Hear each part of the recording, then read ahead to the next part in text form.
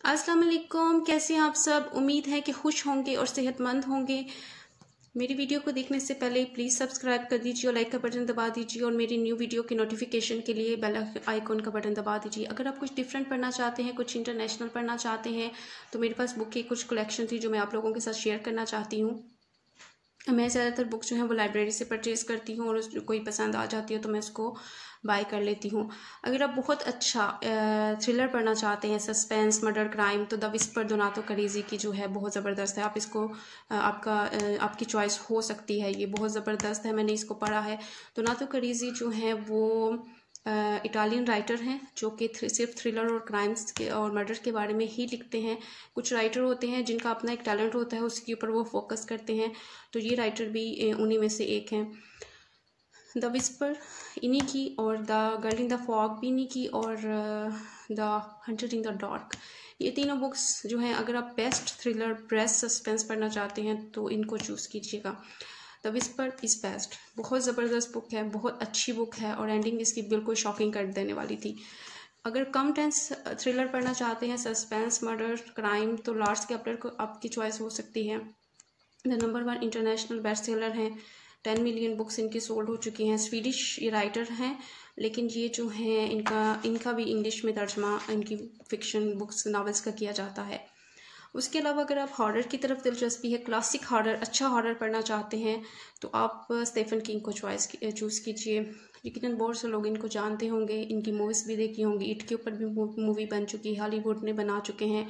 The shining, the doctor sleep, the shining का sequel है, इसके ऊपर भी मूवी बन चुकी है। तो अगर आप अच्छा क्लासिक हॉरर पढ़ना चाहते हैं तो ये स्टीफन किंग की बुक है। इन्होंने तकरीबन 52 फिक्शन लिखे हैं, तो आप इनको चूज़ कर सकते हैं। मैंने मूवी देखी है लेकिन मुझे इतनी पसंद नहीं आई, शायद मैंने पहले बुक पढ़ ली थी उस वजह से। तो बहुत ज़बरदस्त है, बहुत अच्छी है, अच्छा लिखते हैं। इन राइटर का टैलेंट ही शायद यही है। और एक अच्छे राइटर की ये भी खूबी होती है कि वो बहुत अच्छा क्रिटिक्स भी होता है, वो अपनी स्टोरी को क्रिटिसाइज़ करता है, एडिटिंग बहुत अच्छी करता है और एंड में जो चीज़ निकलती है वो बहुत ज़बरदस्त है। जैसे इट और शाइनिंग है, द शाइनिंग ये क्लासिक एक हॉरर है। उसके बाद अगर आप वॉर के बारे में आपको दिलचस्पी है तो up country, Nelson DeMille, the number 1 international author, Vietnam की वॉर के बारे में, वियतनाम के सफ़र के बारे में। एक अमेरिकन सोल्जर आफ्टर वियतनाम की वॉर यानी पीस के दौरान जो है वो जाता है एक मर्डर की इन्वेस्टिगेशन के लिए जो जंग के दौरान हुआ। तो अगर आपको और डिफरेंट कुछ पढ़ना चाहते हैं, जिनको वॉर में दिलचस्पी है, तो अप कंट्री एक चॉइस हो सकती है। उसके बाद अगर कुछ हल्का फुल्का है कि फटाफट आप पढ़ लें, तो एथन फ्रॉम में कनाडा की एक स्टोरी है, एक बेचारे से आदमी की जो दो औरतों में फंस गया, तो ये उसकी है।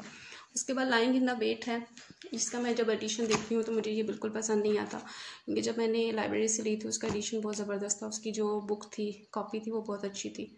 तो ये छोटी सी बुक लग रही है लेकिन इसकी स्टोरी लिस्ट में बहुत ज़बरदस्त लिखी है। ये इरिश राइटर हैं। लाइंग इन द वेट जो है एक साइको मदर की स्टोरी है जो इतनी पॉजेसिव थी अपने बेटे के बारे में कि उसकी ज़िंदगी उसने अपने हाथों से तबाह कर दी। तो एंडिंग इसकी बहुत शॉकिंग करने वाली, बहुत दुखी किस्म की थी। तो अगर मैंने बुक ख़रीद के रखी है तो मुझे यकीनन बहुत पसंद आई है, इसलिए मैंने ख़रीद के रखी है। तो इसका एडिशन नहीं बस मुझे पसंद, लेकिन स्टोरी बहुत अच्छी है, आप इसको एक दफ़ा ज़रूर पढ़िए। उसके बाद द मास्कुरेड ऑफ इस्तांबुल, मेहमत अगूब एक तुर्किश राइटर हैं, ये उनका नावल था। ये यूके में रहते हैं, तो ये उनका फर्स्ट नावल था। ये है, मास्कुरेड का मतलब होता है कोई ऐसा बंदा जो सोसाइटी में लोगों के सामने कुछ है, उसने एक मास्क मैन नहीं जैसे होता, तो और पर्सनली प्राइवेट कुछ है।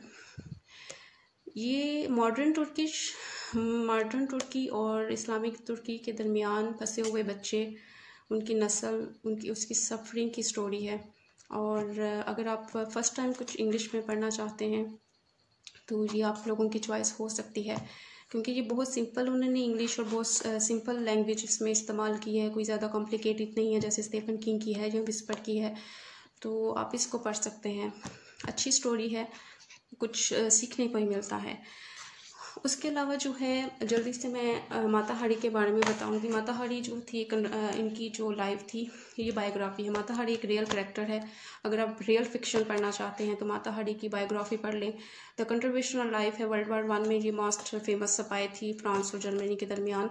तो अगर आप किसी को रियल में पढ़ना चाहते हैं, रियल में देखना चाहते हैं, तो बायोग्राफी जो है माता हाड़ी की आप पढ़ सकते हैं। माता हाड़ी की ये मैं पिक्चर बताती हूँ जो इनके ऊपर काफ़ी इन्होंने मूवीज़ भी बना चुके हैं हॉलीवुड वाले। इनकी जो ये थी लास्ट में जब इनको फांसी की सज़ा दी गई, तो ये इनकी शक्ल थी। तो ये रियल है, ये रियल में थी, ऐसी थी। तो अगर आप कुछ बायोग्राफी माता हाड़ी के बारे में रियल में फ़िक्शन बनना चाहते हो तो माता हाड़ी को पढ़ सकते हैं। तो ये कुछ राइटर्स थे, इनकी सिर्फ यही बुक्स नहीं है, और भी बहुत सी हैं। लिज की भी एक और बुक है, उसका नाम अभी मेरे जहन में नहीं आ रहा, मैंने पढ़ी है, वो भी बहुत ज़बरदस्त है। तो अभी तक तो यही। अगर आप के बारे में इनके बारे में कुछ क्वेश्चन पूछना चाहते हैं तो ज़रूर पूछिएगा, और उम्मीद है कि आपको मेरी वीडियो पसंद आई होगी। तो प्लीज़ दुआ में याद रखिएगा और अपना ख्याल रखिएगा। खुदा हाफिज़।